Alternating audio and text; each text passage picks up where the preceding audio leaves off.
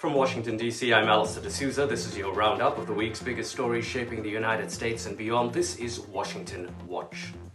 High-level trade talks between the US and India taking place over the weekend in Washington, D.C. Reports say the first tranche of a full trade deal is expected by September, but uncertainty remains on an interim deal before July, when Trump's reciprocal tariffs kick in.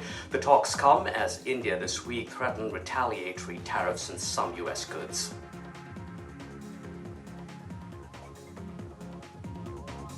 China and the US have agreed to pull back from their trade war for now. They've both slashed tariffs for 90 days after talks in Geneva. President Trump called it a total reset in relations with China. He also said he doesn't think tariffs in China would reach the same heights as before.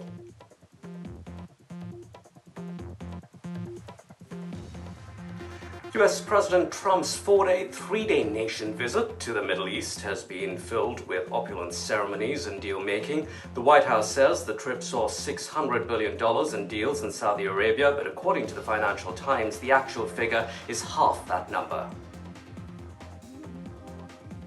Look, nothing's going to happen until Putin and I get together, okay?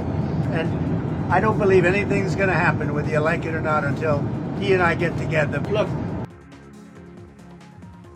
US President Trump says he will meet Putin as soon as he can, but expect no Ukraine peace deal until then.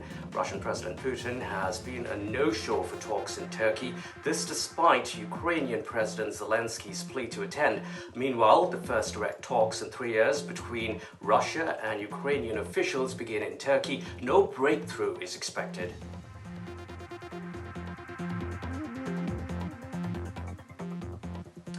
The Trump administration is stepping up its action against Harvard after withdrawing billions in research funding.